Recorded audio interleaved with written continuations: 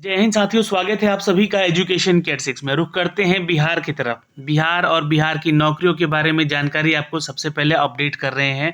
Video को ध्यान से देखिएगा। अभी बिहार की अपकमिंग वैकेंसीज जितनी भी आ रही हैं वो सब कुछ ऑन पेपर आ रहा है। On paper in the sense कि वो न्यूज़ पेपर में आ रहा है, ठीक है।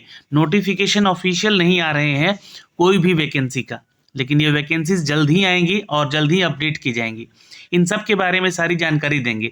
जहाँ पे जूनियर इंजीनियर के कुछ पोस्ट निकाले गए हैं, तो वहीं पे माली के भी कुछ बहाली निकाली गई हैं। सरकारी बस में कंडक्टर की बहाली भी निकाली गई है। इन सब के बारे में जानकारी आपको देंगे, लेकिन ये कब तक आएगी ये वैकेंसी, इसके बारे में डिटेल आपको न्यूज़ में देखना पड़ेगा। तो उसके अलावा दोस्तों मैं बता दूं कि 9,212 पदों पर बहाली की प्रक्रिया जो है पूरे देश भर में हो रही है। ये सीआरपीएफ की बहाली है। सीआरपीएफ की बहाली जो है दोस्तों केंद्र सरकार की तरफ से ली जाती है, लेकिन यहाँ पर ये जोन वाइज वैकेंसीज हो रही है। तो बिहार के छात्रों के लिए सबसे अच्छा मौका है कि यहाँ पे सीटें की संख्या सबसे ज़्यादा है यह अन्य राज्यों के मुकाबलों में। तो आप भी इसके लिए आवेदन कर सकते हैं। इसके लिए अगर आप जानकारी सारी लेना चाहते हैं तो आप हमारे चैनल एजुकेशन की 86 पे जाएंगे, तो वहाँ पे आपको ये वीडियो दिख जाएगा। जी हाँ, यहाँ पे आप सर्च कर लीजिएगा सीआरपीएफ एजुकेशन की 86, तो आपको यहाँ पे वैकेंसीज के बारे में सारा डिटेल मिल जाएगी। और ये 9,212 पदों की कुल वैकेंसी है दोस्तों। जानकारी लेने के बाद ही आप इस फॉर्म को आवेदन कीजिएगा। अगर आप बिहार की परीक्षाओं की तैयारी करते हैं तो आप हमारे चैनल वाईटी एजुकेशन पे जुड़िए। वहाँ पे आपको बिहार दुर्गा के प्रैक्टिस सेट करवाए जा रहे हैं। एक सुबह में आपको 11 बजे तक अपडेट किया जा रहा है वीडियो, जो कि आपके बिहार दुर्गा के प्रैक्टिस सेट से संबंधित है। दूसरा आपका दोस्तों शाम को 8 या 9 बजे कराया जा रहा है। तो ये जो वीडियो है आपको मिलेगा कब, तो ये डिस्कशन के साथ, व्याख्या के साथ सारी चीज़ें आपको यहाँ से अपडेट की जा रही हैं। तो आप लोग यहाँ से जुड़ के ये जो है प्रैक्टिस सेट का लाभ उठा सकते हैं। यही नहीं, आप हमारे एप्लीकेशन पे भी जुड़ सकते हैं। एप्लीकेशन पे जो है सारी चीज़ें पीडीएफ के फॉर्मेट में आपको सब कुछ दिया जा रहा है। टेस्ट सीरीज भी आपको अलग से दिया गया है मात्र 99 रुपये में, और ये 2000 MCQs हैं विथ डिस्कशन यहाँ पे दिए गए हैं। प्रीवियस ईयर के पेपर भी आपको यहाँ पे दिए गए हैं साथ में इंक्लूड करके। यही नहीं, जितना भी यूट्यूब पे क्लास हो रहा है उन सबका पीडीएफ भी यहाँ पे शेयर कर दिया जा रहा है। तो जल्दी जुड़िए, बहुत सारी चीज़ें मिलने वाली हैं, लेकिन ये लिमिटेड ऑफर कुछ समय के लिए है। जैसा कि हमने आपको कल एक न्यूज़ अपडेट दिया था दोस्तों, जहां पर तेजस्वी यादव जी ने बोला था कि 10 लाख युवाओं को नौकरी देने के वादे करेंगे पूरा हम, और प्रक्रिया अपने अंतिम चरणों में है। तो इनके बारे में तो हमने आपको न्यूज़ कल दिया था, लेकिन आज के पेपर में जो अपडेट आए वो आज के आपको न्यूज़ अपडेट में देखने को मिलेगा। जैसे कि भवन निर्माण विभाग से यहाँ पर भर्ती होने जा रही है दोस्तों। यहाँ पे 551 पदों की जूनियर इंजीनियर और 1000 माली की बहाली होने वाली है। जहाँ पे थर्ड पार्टी क्वालिटी इंश्योरेंस के ये आईआईटी और एनआईटी और बीआईटी मिश्रा से समन्वय भी किया गया है। जी हाँ दोस्तों, ये भवन निर्माण विभाग में यानी कि कंस्ट्रक्शन डिपार्टमेंट से आपका यह है करीब 551 जूनियर पदों की वैकेंसी आएगी। यही नहीं दोस्तों, इसके अलावा यहाँ पर कुछ पोस्ट ऐसे भी हैं जहाँ पर 1000 माली की भी बहाली की जाएगी। माली यानी कि जो भी गार्डनिंग वगैरह करते हैं उनसे संबंधित। तो उनके क्या क्या एलिजिबिलिटी क्राइटेरिया है मैं आपको बताऊंगा आगे अभी, लेकिन इस न्यूज़ को समझते हैं थोड़ा सा। भवन निर्माण विभाग की तरफ से कनीय अभियंता, जी हाँ ये जूनियर इंजीनियर कहते हैं, और सहायक अभियंता असिस्टेंट इंजीनियर की वैकेंसी कुल समेत 551 पद पर बहाली होगी। यह बहाली यहाँ रिक्त पदों के विरुद्ध में की जा रही है, जो भी पोस्ट खाली है उसके लिए की जा रही है, जिसकी प्रक्रिया प्रारंभ हो चुकी है। इसके साथ साथ विभाग जो है 1000 मालियों की नियुक्ति भी करेगा। विभाग ने माली का पद सृजित करते हुए नियमावली बनाने के कार्य शुरू किए हैं, और यह घोषणा भवन निर्माण के मंत्री हैं डॉक्टर अशोक चौधरी ने गुरुवार को बिहार विधानसभा में वित्तीय वर्ष 2023-24 के अनुदान मांग पेश करते हुए किया है। तो ये बजट में ये जो हमारे जो विधानसभा भवन है उसमें ये सारी चीज़ें प्रक्रियाएं हो रही थी, जहाँ पे भवन निर्माण मंत्री हैं डॉक्टर अशोक चौधरी, उन्होंने अपने अभिभाषण में ये बातें बोली हैं। अब मंत्री जी के भाषण के बीच में उनके बोलने की रफ्तार पर आपत्ति जताते हुए भाजपा के कई सदन बहिष्कार कर रहे थे। बाद में विपक्ष की गौर मजबूती पर भवन निर्माण विभाग ने करीब 4721 करोड़ रुपए की अनुदान मांग को ध्वनि मत कर दिया और पारित कर दिया। तो यहाँ पे ये मामले तो सामने आ चुके हैं, ये पारित हो चुका है।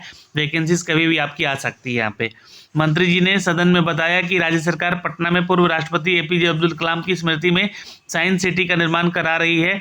यह साइंस सिटी देश की सबसे बड़ा विज्ञान संग्रहालय है, जहाँ पटना के अलावा दरभंगा में हाल ही में नए तारामंडल का उद्घाटन भी किया गया है। यह काफ़ी आधुनिक और बड़ा तारामंडल है। इन सब के बारे में सारा अपडेट दे रहे थे यहाँ पे। तो जिसके लिए यहाँ पे 7 निश्चय के अंतर्गत करीब 2277 करोड़ की लागत से 29 इंजीनियरिंग कॉलेज का भी निर्माण यहाँ पे पूरा किया जा रहा है। तो कॉलेजेस बनेंगे तो भाई देखिए रिक्रूटमेंट तो उठेगी यहाँ पे। ठीक है। कॉलेज बक्सर और आरा के निर्माण में प्रगति में भी है, लेकिन ये अपकमिंग है, अभी आने में 5 साल 10 साल लग जाएंगे इनको, है ना, यहाँ पे जब तक ये कॉलेजेस बन के तैयार होंगे। लेकिन मूलतः अगर हम बात करें यहाँ पे, तो बिहार और बिहार की नौकरियाँ ये न्यूज़पेपर में ही रह जाती हैं। तो यहाँ से एक वैकेंसी जो कि न्यूज़पेपर में रहने की उम्मीद पूरी जताई जा रही है। ठीक है, आगे बढ़ते हैं। आगे का अपडेट है कि यहाँ पर 1000 माली की भी बहाली, इसी बहाली की प्रक्रिया में इन्होंने अपडेट किया है। तो ये भी देखिए कब तक आती है, क्योंकि ये अभी तो विधानसभा में ही इसका अभिभाषण किया गया है, इसके ऊपर अभी रोस्टर बनेगा, क्लियरेंस मिलेगा, तब जाके बहाली की प्रक्रिया निकल कर सामने आएगी। अब यहाँ पे हम बात करें दोस्तों, सरकारी बसों में महिला कंडक्टर की होगी बहाली। अब यहाँ पे बता दें कि परिवहन मंत्री हैं शीला कुमारी, जिन्होंने बिहार विधानसभा में घोषणा करने वाले और दिनों में सरकारी बसों में महिला कंडक्टर की बहाली होगी। मंत्री गुरुवार को विधानसभा में परिवहन विभाग की अनुदान मांग कर रहे हैं, जहां सरकार जवाब रख रही थी। मंत्री ने अपने भाषण में कहा कि विभाग की उपलब्धियां गिनाई और कहा कि सार्वजनिक परिवहन वाहनों और महिलाओं और यात्रियों की सुरक्षा के लिए व्हीकल लोकेशन ट्रैकिंग डिवाइस और इमरजेंसी बटन लगाना अनिवार्य कर दिया है, जिसके लिए वाहनों के कमांड और कंट्रोल सेंटर के जरिए जो है मॉनिटरिंग की जा सके। उन्होंने कहा कि बसों में महिलाओं और दिव्यांगों को बैठने के लिए सीटें आरक्षित की गई हैं। उन्होंने कहा कि विभाग जो है राजस्व संग्रह को लेकर अति संवेदनशील है, जहां पे 31 जनवरी 2023 तक विभाग ने 3000 करोड़ की लक्ष्य के विरुद्ध में 2394 करोड़ का राजस्व संग्रह किया है। तो ये तो अपडेट हो गया। अब यहाँ भी आपको बहाली की प्रक्रिया देखने को मिलेगी और महिला जो है वो कंडक्टर बन सकेंगी। अब बिहार में भी ये परिवहन मंत्री शीला कुमारी का कहना है। तो महिला सशक्तिकरण हो रहा है बिहार में और इसको लेकर यहाँ पे बढ़ावा यहाँ पे देखने को मिलेगा आपको। तो ये 3 बहाली की प्रक्रिया जो कि अभी तक न्यूज़पेपर में है। ठीक है, ये 3 बहाली की प्रक्रिया जो कि अभी तक न्यूज़पेपर में है, जहां पर लगभग 551 जूनियर इंजीनियर की, 1000 माली की बहाली और बस में कंडक्टर की बहाली को लेकर यहाँ पे अपडेट दिए गए हैं दोस्तों। उसी बीच एक मामला और सामने निकल कर आया है, जहां पर बात हो रही है बिहार में शिक्षक भर्ती को लेकर। क्योंकि देखिए ये मामला जो है अभी अपडेट किया गया है, जो कि पटना हाईकोर्ट ने राज्य में फर्जी डिग्रियों के आधार पर शिक्षकों की नियुक्ति को लेकर मामले पर सुनवाई कर रही है। अब ये फर्जी क्यों बोला जा रहा है इन सभी शिक्षकों को, क्योंकि देखिए कार्यकारी मुख्य न्यायाधीश चक्रधारी शरण सिंह और न्यायाधीश मधुरेश प्रसाद की खंडपीठ ने यहाँ पर अपडेट दिया है। क्या अपडेट है? अपडेट ये है यहाँ पर कि यहाँ पे 77,000 ऐसे शिक्षक हैं जिनकी फाइल नहीं मिल रही है। याचिकाकर्ता की ओर से अधिवक्ता दीनू कुमार ने कोर्ट को बताया कि राज्य में बड़ी संख्या में फर्जी डिग्रियों के आधार पर शिक्षकों की नियुक्ति हुई है। फर्जी डिग्री से नियुक्त हुए शिक्षक गलत तरीके से वेतन उठा रहे हैं, जिससे कि सरकार को काफ़ी नुकसान उठाना पड़ रहा है। अब ये मामला निकलकर सामने आया। तो सरकार अभी तक सो रही थी इस 10 सालों में, जी हाँ, जहाँ पर 77,000 ऐसे फाइल ही नहीं मिल रहे हैं, जिसमें कि ऐसे छात्र जो हैं जो कि शिक्षक बन के यहाँ पे पढ़ा भी रहे हैं, फर्जी डिग्री यहाँ पे जो है रख कर अपना जॉब कर रहे हैं, उनकी सैलरी मिल रही है। और यहाँ पर दोस्तों ये अपडेट पटना हाईकोर्ट ने दिया है कि इनके मामले को सामने लेकर आया जाए। चलिए, तो ये एक अपडेट हो गया। तो यहाँ से दोस्तों एक और बहाली की प्रक्रिया जो कि अभी अधर में है। तो ये अगर शिक्षकों की फाइल नहीं मिलती है तो 77,000 वैकेंसी यहाँ से भी हो जाएगी, क्योंकि इनको यहाँ पे निरस्त किया जाएगा।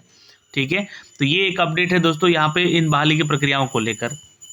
और एक बुरी खबर और है आप लोग के लिए, जो भी आईटी के छात्र हैं या इंफॉर्मेशन टेक्नोलॉजी में जाना चाहते हैं, उनको बता दें कि 19,000 कर्मचारी जो हैं यहाँ पे छटनी को लेकर, यहाँ पे एक्सेंचर जो है यहाँ पे छटनी कर रही है कर्मचारियों का। ये क्यों कर रही है भाई? तो यहाँ पे देखिए ये थोड़ी सी बहुत बड़ी कंपनी है, दिग्गज वैश्विक आईटी कंपनी है एक्सेंचर, और ये पीएलसी ने गुरुवार को कहा कि 19,000 कर्मचारियों की छटनी की जाएगी। यह कंपनी के कुल श्रम बल का करीब 2.5% होगा। तिमाही नतीजे करते हुए एक्सेंचर ने कहा कि खराब वैश्विक आर्थिक परिदृश्य को देखते हुए कॉरपोरेट जगत ने आईटी सेवाओं पर खर्च कटौती की है, जिसको लेकर एक्सेंचर का कहना है कि 19,000 से अधिक यहाँ पर करीब यहाँ पे 8 से 10% की वृद्धि का अनुमान जताया है। पहले कंपनी राजस्व की वृद्धि 8 से 11% बताई जा रही थी। कई दिग्गज आईटी कंपनी यह कह चुकी है, लेकिन ऑर्डर में कमी आई है, जिसको लेकर यहाँ पे छटनी हो सकती है यहाँ पर एक्सेंचर के इस कंपनी को लेकर। ठीक है, तो ये सारी डिटेल है दोस्तों यहाँ पे जो वैकेंसीज आने वाली थी जो कि नहीं आएंगी, और यहाँ से छटनी भी होगी करीब करीब 19,000 दिग्गज कंपनियों को लेकर, यहाँ पे एक्सेंचर भी उसमें शामिल है। चलिए, एक नाकामी और भी है यहाँ पर, नौकरियों से जुड़ी सेवाओं को लेकर देने वाली इंडीड ने करीब 2200 कर्मचारी हटाए हैं। जी हाँ दोस्तों, आपको बता दें कि नौकरी से जुड़ी सेवाओं देने वाली पोर्टल जिसे इंडीड ने 2200 कर्मचारियों को नौकरी से हटा दिया है। यह कंपनी कुल श्रम बल का करीब 15% है। इंडीड जो है सीईओ क्रिस हायम्स ने दिल तोड़ने वाला फैसला बताते हुए कहा कि इस छटनी से लगभग सभी टीमों को कर्मचारियों को प्रभावित किया गया है। उधर यहाँ पे दोस्तों विदेशी कंपनी है, स्विट्जरलैंड की है, टेक्नोलॉजी कंपनी है, जहाँ पे 300 कर्मचारियों की यहाँ से निकासी की घोषणा की है। तो ये भी एक बुरी खबर है आप लोग के लिए, यहाँ पे जो भी लोग इससे जुड़े हुए हैं। तो फिलहाल दोस्तों यहाँ पे इस वीडियो में ये सारी जानकारी आपको देनी थी, जॉब से रिलेटेड सारी चीज़ें आपको बतानी थी, अपडेट करनी थी, जो कि बिहार को खासकर यहाँ पे जो वैकेंसी आ रही हैं उनके बारे में बताना था आपको। और ये सारे डिटेल जो है हम आप तक साझा किए अपने चैनल के माध्यम से, तो प्लीज़ वीडियो को शेयर कर दीजिएगा। सीआरपीएफ में 9,212 पदों की जो बहाली की प्रक्रिया है, 27 से रजिस्ट्रेशन शुरू हो जाएगा, 25 अप्रैल तक यहाँ पर रजिस्ट्रेशन होगा। प्रवेश पत्र यहाँ पे 13 जुलाई को आपको दिया जाएगा, यानी कि एडमिट कार्ड। ठीक है, तो जुलाई में इसका एग्ज़ाम भी होगा, जून में, सॉरी माफ़ करेंगे, प्रवेश परीक्षा के लिए 13 जुलाई के बीच यहाँ पे संभावित है, मतलब एग्ज़ाम आपका जो होगा 13 जुलाई तक होगा। 25 जून तक आपका कंप्यूटर बेस्ड आधारित परीक्षा के प्रवेश पत्र जारी कर दिए जाएंगे। ठीक है, तो ये जानकारी आपको यहाँ से दी गई है, मैंने आपको सारा डिटेल आपको अप टू डेट किया है एक नए वीडियो में, उसको जाके ज़रूर देख लीजिएगा। जय हिंद।